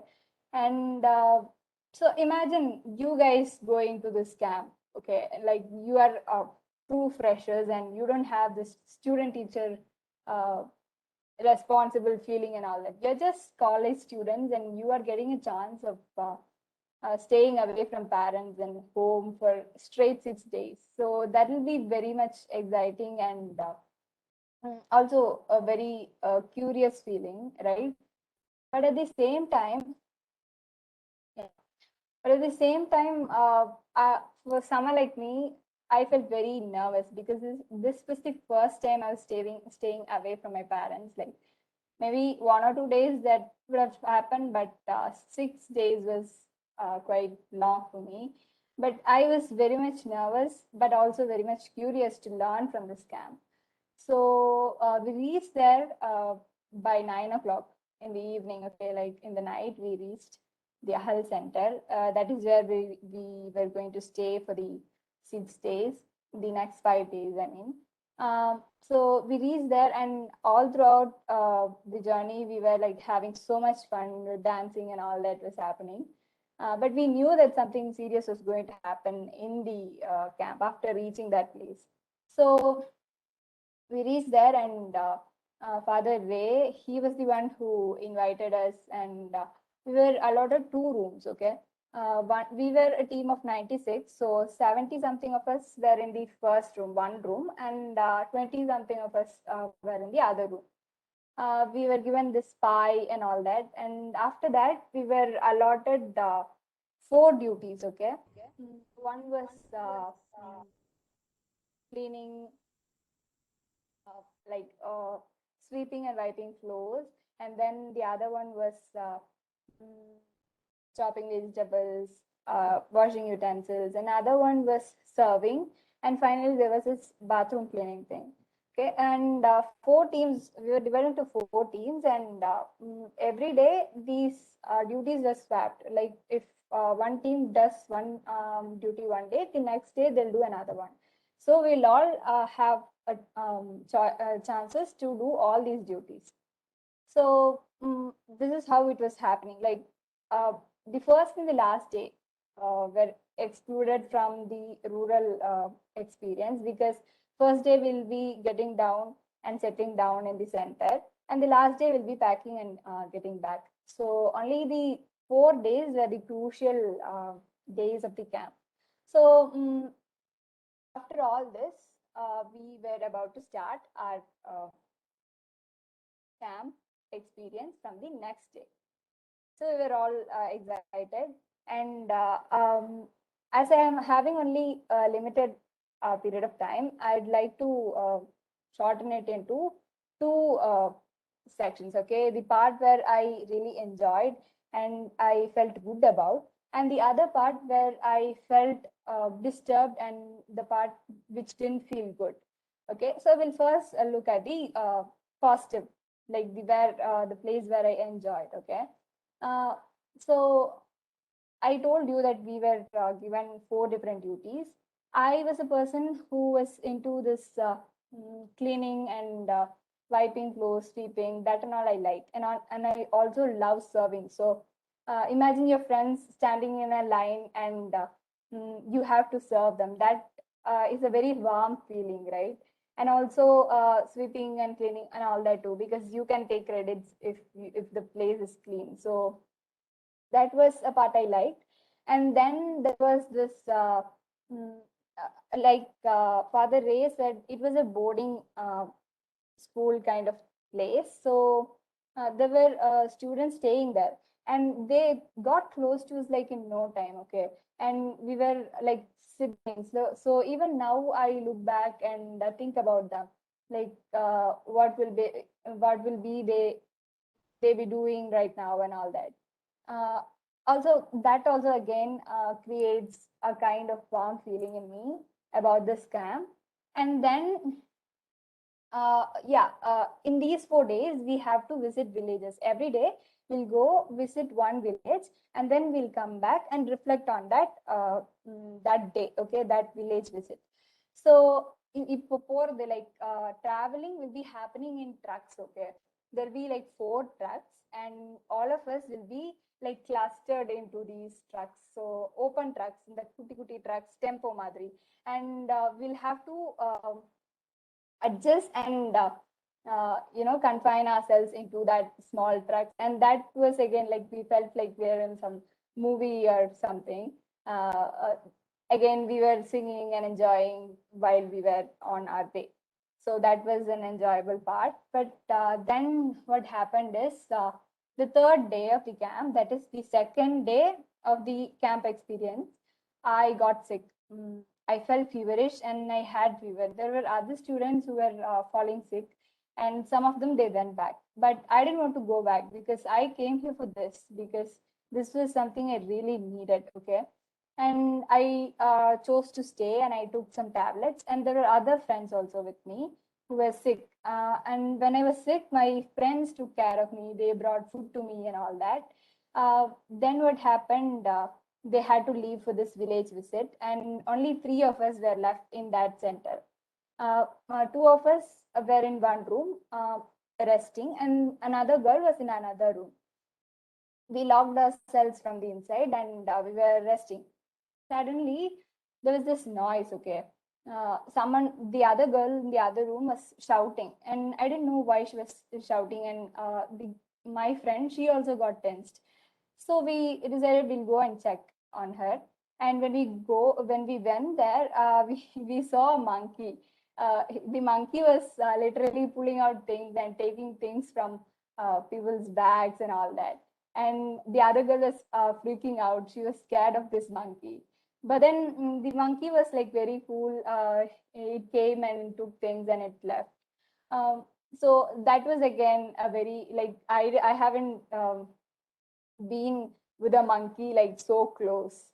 So that was an again a very interesting part of this camp. But at the same time, while I was having this, Linda, the other person who will be sharing her experience, they were having an extremely other experience with the camp. Then what happened? Then the other thing that I really liked about this camp is, yeah, the third and fourth day, we were supposed to go and visit village, but then there was this surprise waiting for us, that we were given biryani, and also we were taken to this Jalagamparai Falls. Okay, I remember I was feeling sick and I was slowly recovering, but the falls really made me very very excited. I was very excited to get into it, but I was also scared, like, will it do something to me or something? Like, will I get even more sick? But then I went for it, and there was this person who told me that this falls will not make you sick, it will only heal you. I didn't really believe him, but I took the I went with my instinct. I went and I literally stood under this falls, because if I was with my parents, they wouldn't have allowed me. So I went and stood and played with the water and all that. But what happened was, as soon as I got back to the bus and we were traveling back to the center, I felt completely cured. I don't know if it was something with the falls that made me feel healed, or I don't know. But I really believe that nature has its way to heal, and this camp was one big reason to realize that part of the uh, that part of nature. And yeah, then we visited these villages, right? They also they get close to us so easily. Like, in no time they'll get close to us, and we start talking to them, and they'll start talking to us about their personal family issues and all that. And then there was this family who invited us to this pongal. We went in the in the month September, right? But they called us for they called us to come back pongal, and we'll celebrate it as a family and all that. And that again shows how these village people are. They are sensitive, and they can be easily manipulated. If there's someone coming and showing some soft corner towards them, they'll be very sensitive, and they'll get vulnerable around them. That was one thing that I learned from them. And then one amazing thing that happened was, I had one night I had to take a call, and I went to the terrace, and I was talking, and I accidentally looked up at the sky, and I was so amazed, because I am used to the stargazing, and I love stargazing, and the stars, there were so many stars. Like, back at home from here, when I go upstairs and look at the sky, there'll be only very little stars and constellations. But back there, it was like a whole planetarium. Like, there were so many stars, it felt like fireworks were in freeze. Okay, so that was one thing that I'll never forget about this camp. So these are the positives, like my favorite feel good part of this camp. Now I'll get back to this part where I felt bad, and which was shocking for me, and it felt places where I felt uncomfortable. So I told you, right, there we had like 4 duties, and the most difficult of all these was bathroom cleaning. I was interested in cleaning and all that, but bathroom cleaning was never my thing. I never really liked it. But now we were put into groups, and it was our duty to do that. So there was no going back or avoiding that. We had to do it. And it's not just your bathroom or your washroom that you're cleaning. You're also cleaning everyone's. Like, there was like 6 toilets and um, mm, 5 bathrooms or something, and we had to clean all that. That was a very challenging and disturbing task, but we had to do it. And that again made me realize that it is hard. There are people who struggle with these cleaning process, and I was able to connect with those people, like these drainage cleaning people and all that. Okay. Mm, then another thing was, we were taken to these villages, and Father Ray, and the other person, they were talking about Arundhatiyas, right? So we one day we visited a village, and then one of our friends, she was having some menstruation trouble, and she had to go to the washroom. But when we tried to reach a place, a washroom, no one was ready to give, like, let us into their personal space, because they told that no, we don't allow other caste people into our personal space, that do not do our washrooms and all that. That actually shook me because I was a person who always believed that progress is always happening in our country or in our state or around us. Like being in a city, we know that we don't really realize it, but only when I was took to that village and when there was an emergency, she had an emergency and she had to go to the washroom, but no one was letting her. So, and then we got to listen to these stories like this, like we saw in these movies called Karnan or Asuran and all that. It was actually happening there. I couldn't believe it. Like firing these homes and all that was actually happening. That really was again disturbing for me. And then what happened? Um, yeah, then another day we had this session with an activist, social activist. His name was Dalit Jnanashekaran, and he was talking about reservations. Do we need it or do we not need it? Okay, reservations as in educational institutions or in workplaces and all that. We have like reservations for everything, right? So we're talking about that, and that is only on that day I understood that we really need this reservations. We living in a city, we know that we don't really realize the differences, the economical differences between different castes, like be it SC or ST or BC or OC. There are people from higher caste who is having economical issues in a city, and there are people who are from SC and ST who are economically forward in cities, but when you go back and look at the villages, they are really struggling. Like Father Ray told, this Arundhati asked, those people were double, triple marginalized. So we had to understand, we have to understand the need of reservations in our society. So that was a huge awakening for me. And yeah, like I said, you that we were taken in trucks to these places, right? We were put into trucks, like 4 trucks, like will be like congested, will be standing, and we'll go. So that again reflected on the lack of transport. So we are going like this, but what if the other people had to visit places and all that? They were actually struggling with the transport. And yeah, education again, like Father Ray told us, uh, like we visited these villages, and we had to go and do some farm work also. Every day we'll be sent to these farms, and whatever they're doing will be just a part of it. We'll volunteer and do some work. uh, at that time again we'll get to know about the kids, we'll get close to them. And when I asked them, like in which standard are you studying and all that, because that's how we start a conversation with a kid, right?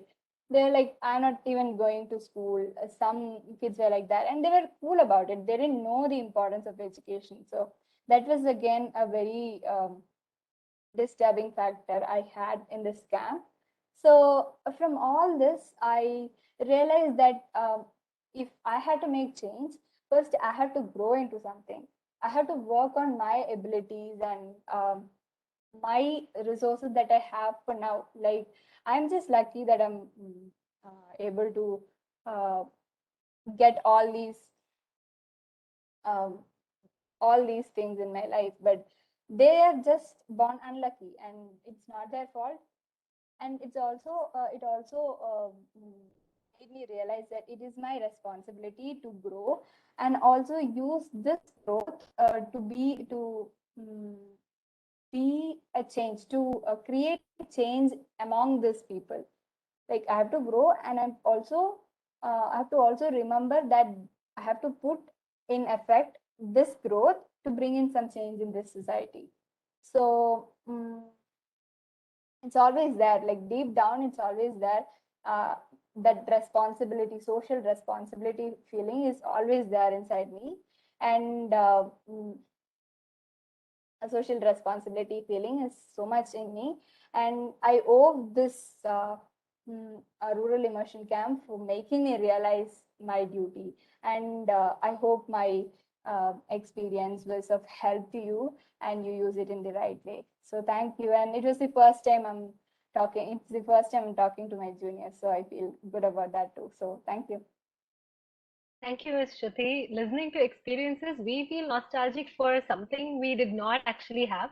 Hopefully, we'll also get to experience the same at some point. I'd also like to call upon Ms. Linda Roy from the Pedagogy of English second year to also share her experiences of the rural immersion camp. So, hello everybody. Good afternoon, Principal Ma'am, Secretary Father, then all the resource persons who were there, and also our dear staff and also our juniors who I'm meeting for the first time, I guess. Though I'm not meeting you like in reality, at least we are meeting virtually. So I am here in order to share my experiences or what I experienced in this rural immersion camp, which had taken place in Kirpanatur, and it was a once in a lifetime experience for me.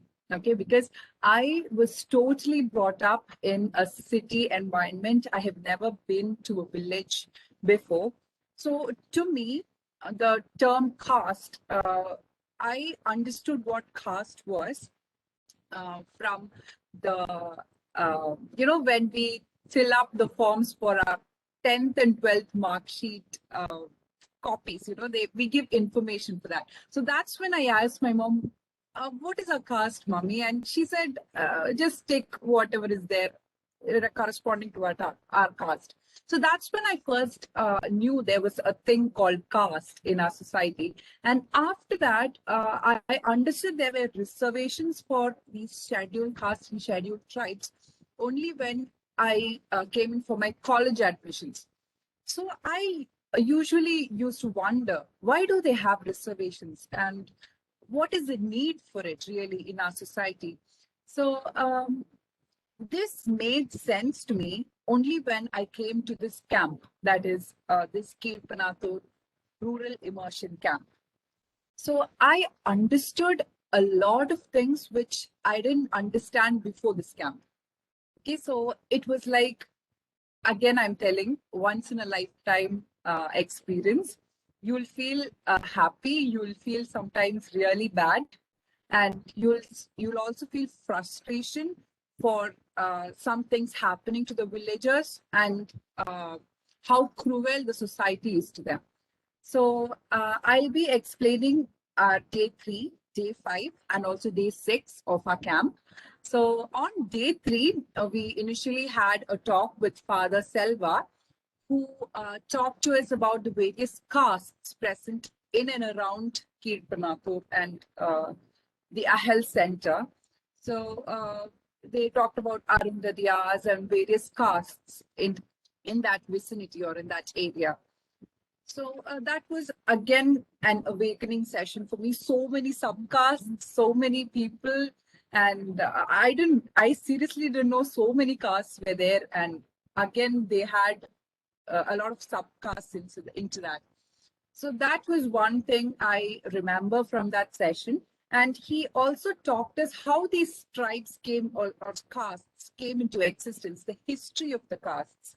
And we had a debate on whether these scheduled castes and tribes need a reservation or not. So some people supported it and some people did not agree to it because, some people in the scheduled caste, they enjoy a lot of facilities and a lot of reservations, and they are pretty rich and economically really good. So some people said it's not right, or we should just, divide them into those who are really marginalized and those who are not very marginalized and they are able to go live in a very good life situation. Then they shouldn't be given these reservations and privileges. So that was something we did, a debate on whether we needed these castes, a reservation for these castes or not. So that went so, it was going into a heated session and then we stopped there totally. So that was one thing we did on day 3. And the next thing, we had lunch and we went to this village visit. So as Shruti said, we went in these trucks. Okay, it was like a sunroof experience. I have never traveled in this vehicle before, so it was like a sunroof experience for me. And we reached the village, and in this village, they were not very economically good, but they were okay. Not very bad too. They were in the middle. So I saw child marriage in front of my eyes. Like we think in today's world, we don't have child marriage at all. We think we abolished it totally, but I saw it right before my eyes, and it was totally shocking. So the girls who were almost like 15, 16 years had kids of their own. So looking at them, they themselves were so feeble and they were so lean, and they had these kids with them. And when we asked them their age, they lied about it. They said they were above 18, they were 20. And looking at them, we clearly could make out that they were not above 16 or 17. So that was one thing we saw there in that village. And another thing was, we went to another house, okay, in the same village. And there we saw that there was only a husband and wife, and the husband was paralyzed. So when we asked about it, the wife said that the paralysis was caused due to an accident while he was working in a sugarcane field. They were daily wage workers. So when they were working in a field, a car hit him and it just went without stopping, and they had to take him to hospital as soon as possible. So the hospital was almost 15 to 20 kilometers far from that village, and that caused the paralysis of that man. So there was not hospital facility. What if there's an emergency in the middle of the night? No transport, no hospitals near the villages. So that was like, again, a very shocking thing to hear from them. But their hospitality was really great. Okay, so they served us like these snacks, and they gave us biscuits and all. So that was really good about it. But in some villages, we were not very welcomed. They tried to put us out. They wanted to push us out of their community. They didn't want any interference. They didn't want to share their experience with us. So that was also one thing which we experienced in this rural immersion camp. And so, yeah, on the way back on day 3, when we were going back to our Ahil center, so it was raining. Okay, so there was no roof over our heads, and it was raining. So you know what we did? We had a tarpaulin sheet. Okay, so we just held it throughout the journey on top of our heads, and that is how we traveled back. So it was like we were drenched in rain partially, and then we had this tarpaulin sheet which we had to hold, and it was freaking cold. Okay, it was like we were going through kind of a nearly forest kind of place, because there were trees around us, and it was the night too. So it was really freezing, and we reached our health center almost at 10 o'clock, I guess, if I remember right. And then we had food, and we went into bath. So for our group that day, we had vessel washing. So the thing about vessel washing is you have to wash 3 times. After morning breakfast, after lunch, after dinner, you have to wash these vessels. So after this tiring journey, we had to eat, then take bath, and then we had to do this vessel washing. And these vessels, they were so huge. They were not meant for a small community, right? We had like, we itself were like 9,500 people, along with the children and the staff there. So the vessels were so huge. We had to stand in a place, scrub all these vessels. And it was like, oh my God, please just take me back home experience. So that was another thing. So, but then that was also a new experience for me. And I missed my mother so much on that day. So after that, yeah, we went to bed almost at like 12 o'clock that day. And waking up the next day was again difficult.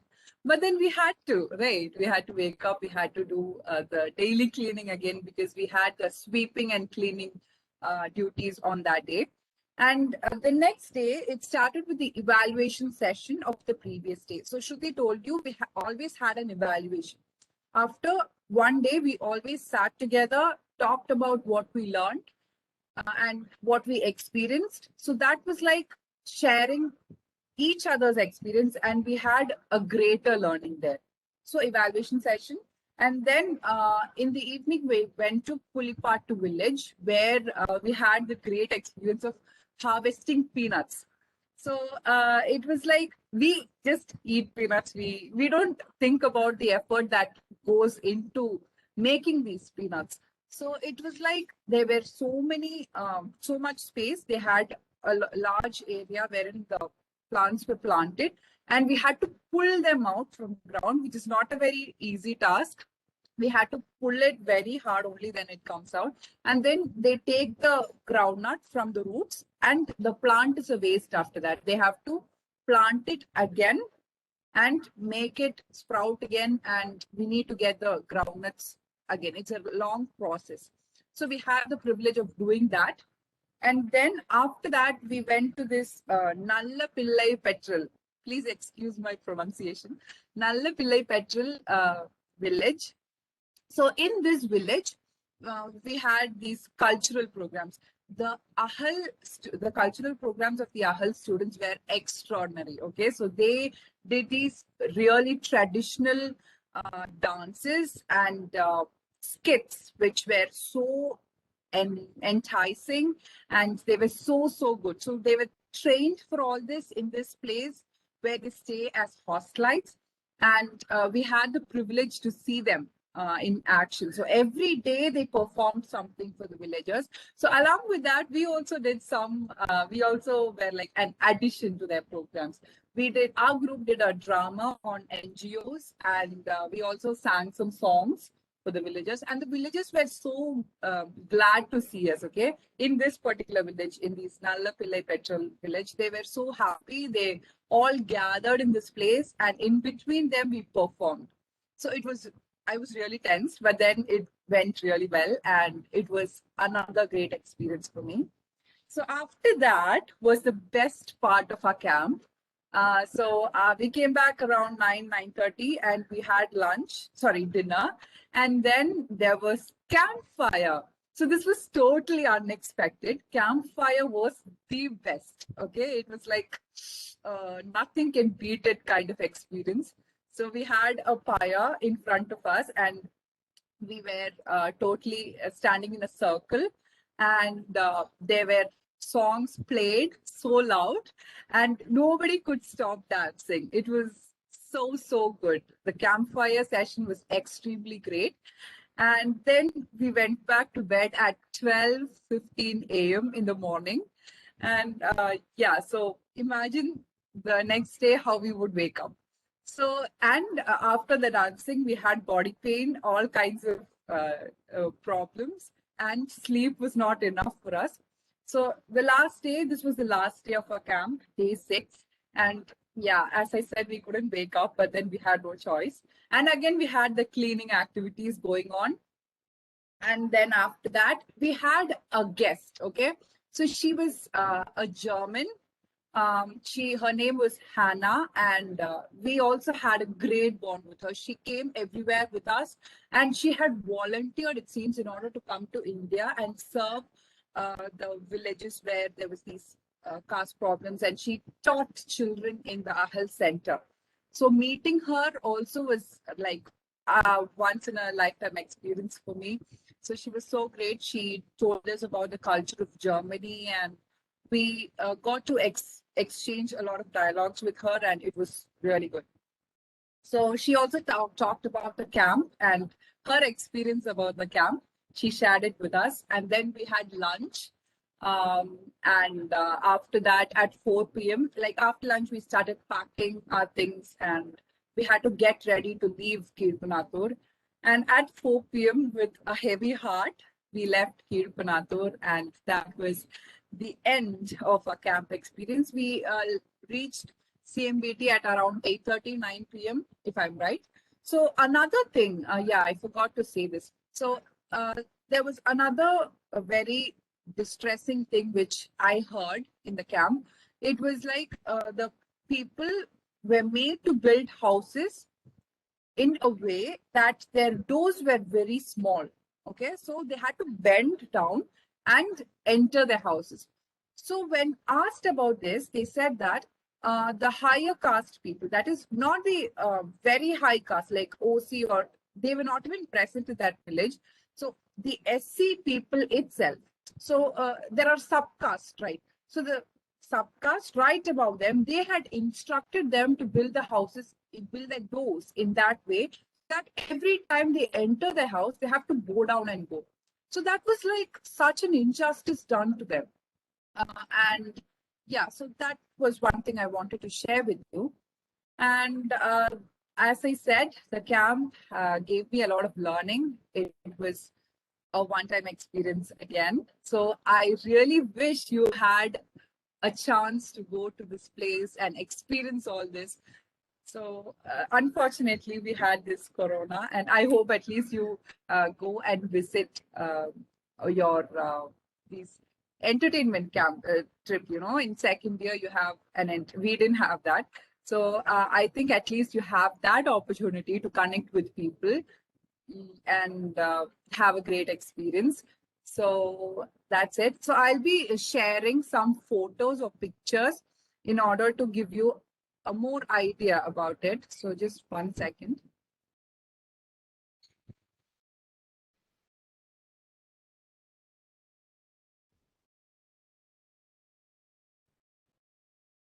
Okay. Is my screen visible? Yes, it's visible. Okay. Okay. Thank you. So yeah. So this was the inaugural session after we reached there, and we had a session with Father Ray. So this picture of the inaugural session. And then, yeah, this is our friends serving us food. So this was like a great experience, serving food to others. And yeah, this was, so we were in groups. Okay. So each group went to different villages.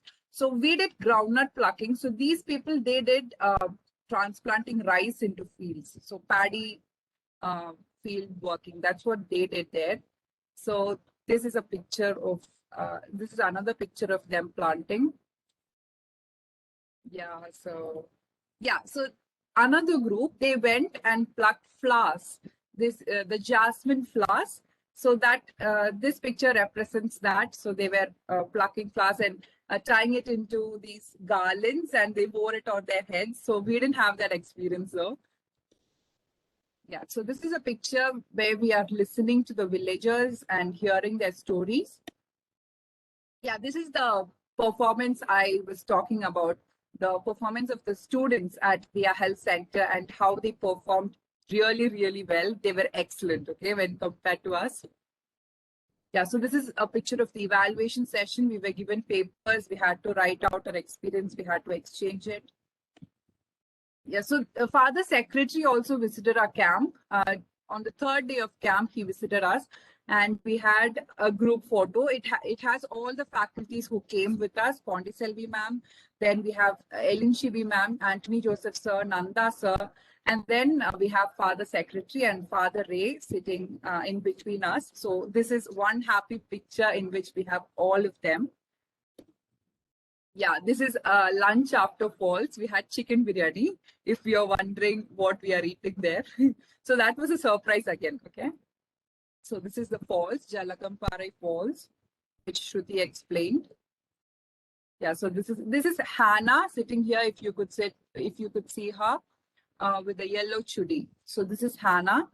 And yeah, so this is the lunch we had on the last day before we started our journey from Kirpanatur. We had payasam, that was the highlight. Yeah, so this is another group who went and did the foxtail millet farming. So they were plucking thinai there. So this is a picture of us doing the groundnuts. So we have the freshly plucked groundnuts there. Yeah, so these are how groundnuts look after they are fresh from farm. So you can see a hut there, right? On the left side of the children standing. So some villages were really economically backward, and some people lived in very harsh conditions. Yeah, so this is from a picture from a gathering. Like, as I said, we had villages gathered, and in between them we performed. So this is a picture of that. So again, in the fields. So this is a picture with the villagers. You can see the children from Ahel are also with us, and also the villagers are with us. So this is on the last day, one heart goodbye to Kirpanatur. So you can see the scenery, right? It's totally green. There are no houses nearby, mountains and the sky. It's like really a good experience. So I really thank Anthony sir and all of you for giving me this opportunity for sharing my experience with you all. So thank you so much.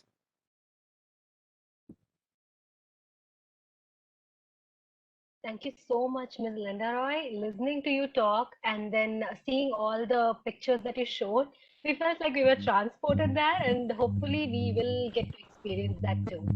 Thank you very much. Dear students, I hope the 3-day virtual camp has been useful to you. Few of you can share your experience now.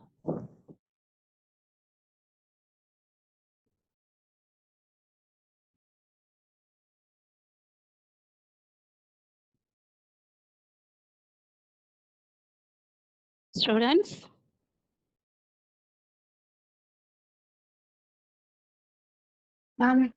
This is Vedashri, English pedagogy master. The 3-day camp is really very useful now. We understood what these tribe peoples are and what are their needs and how are they being helped and all of that.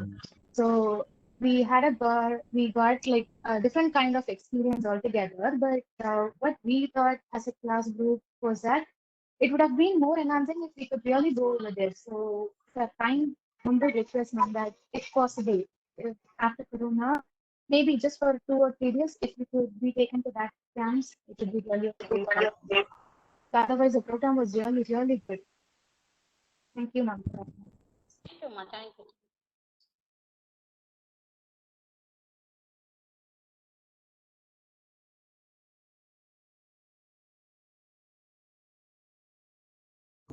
Ma'am, after hearing the seniors talk, we are more interested to go to that place, ma'am.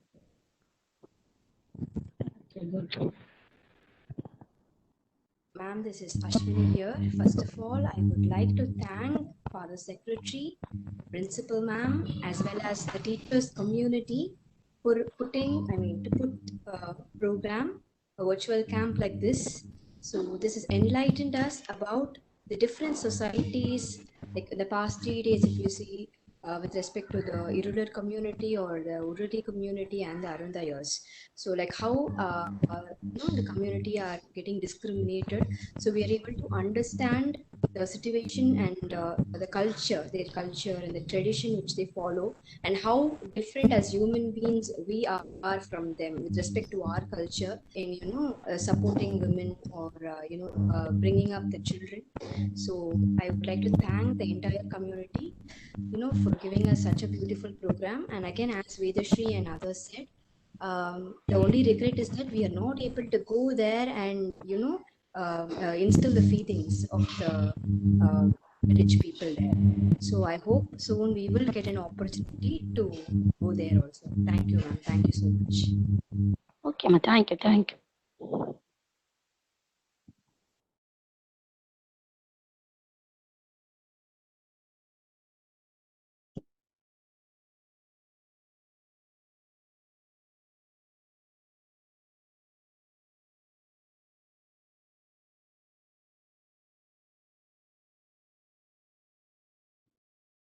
Okay, ma. Good. Thank you. Thank you all.